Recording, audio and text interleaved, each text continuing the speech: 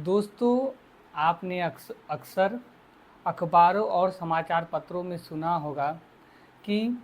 किसी अपराध के अभियुक्त को जमानत दे दी गई। क्या आपको पता है कि न्यायालय किसी भी अभियुक्त को किन आधारों पे जमानत देते समझते हैं कि वो कौन कौन से आधार हैं? तो पहला है जमानत पत्र के आधार पे,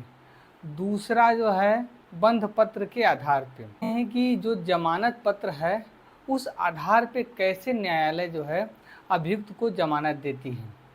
तो जमानत जो पत्र है यह भारतीय नागरिक सुरक्षा संहिता की धारा 2(1) धारा डी के तहत परिभाषित किया गया है। और जो जमानत पत्र होता है इसमें किसी भी अभियुक्त को जमानत लेने के लिए जो है एक जमानतदार और कुछ सिक्योरिटी जमा करने के बाद उसको जमानत मिलती है। तो यहाँ समझते हैं कि जो जमानत पत्र होता है उस जमानत पत्र में वह कौन सी शर्तें होती हैं जिन शर्तों पर किसी भी अभियुक्त को जमानत दी जाती है। तो पहली शर्त तो यह है कि जमानत लेने के लिए अभियुक्त को सिक्योरिटी मनी जमा करनी पड़ती है और वह सिक्योरिटी मनी जो है जमानतदार के द्वारा जमा कराई जाती है। तो बात यहाँ उठती है कि जो जमानतदार होता है वह जो सिक्योरिटी मनी जमा करता है तो वह कौन सी वस्तु या कौन सी चीज़ या कौन सा दस्तावेज होता है। तो जो जमानतदार के द्वारा जो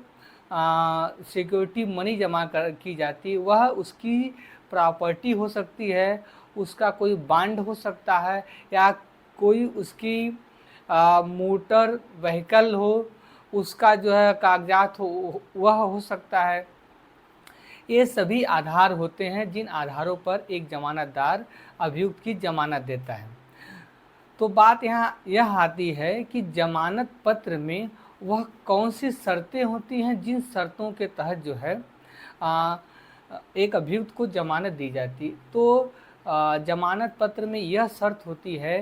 कि जो जमानतदार होता है वह न्यायालय से यह कहता है कि मैं इस अभियुक्त या इस व्यक्ति की जमानत इस शर्त पे दे रहा हूँ कि जमानत देने के बाद न्यायालय इसको छोड़ देती है और न्यायालय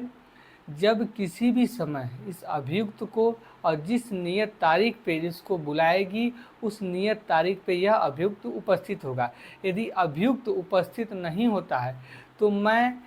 खुद जो है इसकी तरफ से उपस्थित होऊंगा,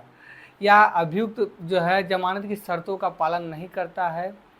तो उस शर्त का पालन मैं करूंगा और जो मैं सिक्योरिटी मनी दे रहा हूं उस सिक्योरिटी मनी को जब्त कर लीजिएगा,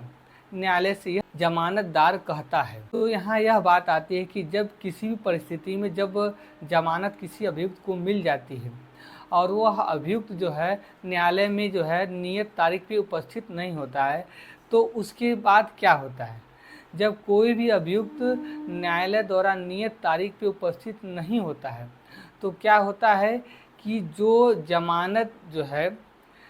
में जो सिक्योरिटी मनी जमा रहती है वह सिक्योरिटी मनी को जो है न्यायालय जब्त कर लेता है और अभियुक्त के विरुद्ध जो है गिरफ्तारी का वारंट जारी करता है और गिरफ्तारी का आदेश देता है। Thank you so much.